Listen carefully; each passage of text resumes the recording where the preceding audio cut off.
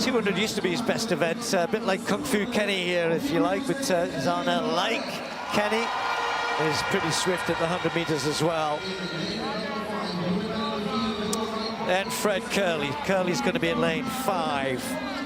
One of the quickest men over the 100 meters, but that talent that he has at the longer distances will stand him in good stead, surely, in this Grand Slam. Needs to do well in this 100, though. Huge reception. It's going to be hard to compete with this. Yeah. Oblique Seville. Is he ready? Akeem Blake, another. He's run a 200 already this year, and a new personal best over the longer distance, so that might stand him in good stead here. And then the Liberian, Joseph Fahnbulleh, he's going to go in lane 8. Olympic finalist in the last 2 Olympic Games over the 200 meters.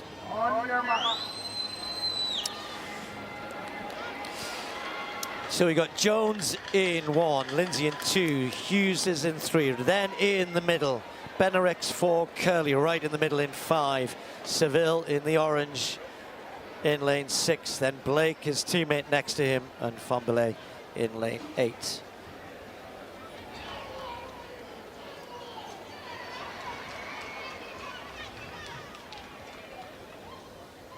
Set. Bednarek gets a good start. Fred Kerley just got left a little bit, also going well as Lindsay over in 2, but it's Kenny Bednarek, and then look at Seville right through the middle. Seville is going to just about, no, he does it, or does he? That is as close as you want to get. Seville has got the tape around his chest, but Bednarek might have hung on to this. Kenny, we're going to wait for the photo finish. He's got it. Kenny Bednarek has been given it. 10.07, 10.08. He got out well, didn't he, Bednarek? And then after that point, Seville comes and he starts to charge through. And then at the end, though, maybe the strength, the 200 meter strength, if that is a factor in the 100. But he stayed strong, he stayed good, and he comes out as the winner. Hughes takes third, 10.13, same time as Blake. Kenny actually doesn't look happy. He reacted really, really well, but had a stumble that kind of interfered with his acceleration. I know that's what he's thinking about. And when that happened, you could see the Jamaicans kind of move through him in the acceleration phase. But with that 100 meter or 200 meter strength, I mean, someone like that's going to come through at the end.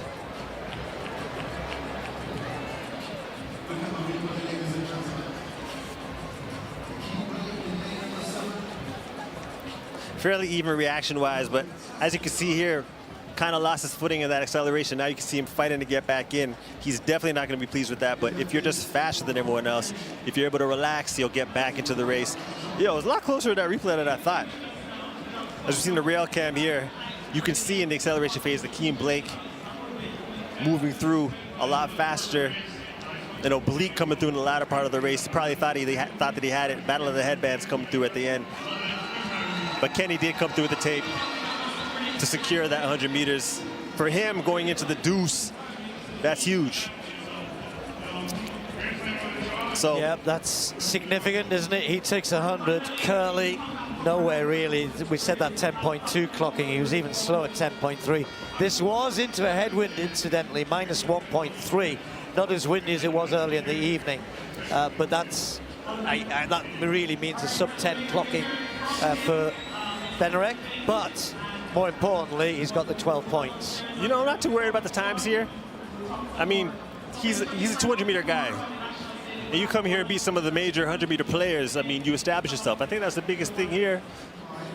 Kenny Bednarek, there is a reason why the Jamaicans love the 100 meters. It was close, it was exciting. You got the 12 points. How was it for you? It feels great. I mean, the first time being in Jamaica, so I definitely hear the crowd. They're electrifying, and you know, my block starts have gone a lot better this year, but that race didn't really show it. I ended up stubbornly, but other than that, a win's a win, and I'm happy to be here. And the exciting part for you is you love doubling up in the 200 meters, so you must be feeling pretty confident. Yeah, I'm feeling pretty confident. I mean, last year was me kind of trying to figure things out, and I think I finally figured it out this off-season, so I'm feeling dangerous this year. The men's 100 meters at the Grand Slam meet in Jamaica turned into a dramatic showdown. pitting some of the world's fastest men against each other in a race that had fans on the edge of their seats.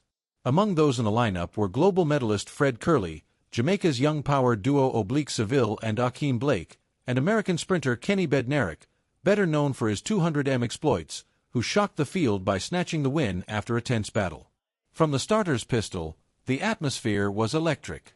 Alongside the big names, the field featured Bahamian Terrence Jones, Courtney Lindsay, Great Britain's Zharnel Hughes, and Liberia's Fahnbulleh, all determined to leave their mark.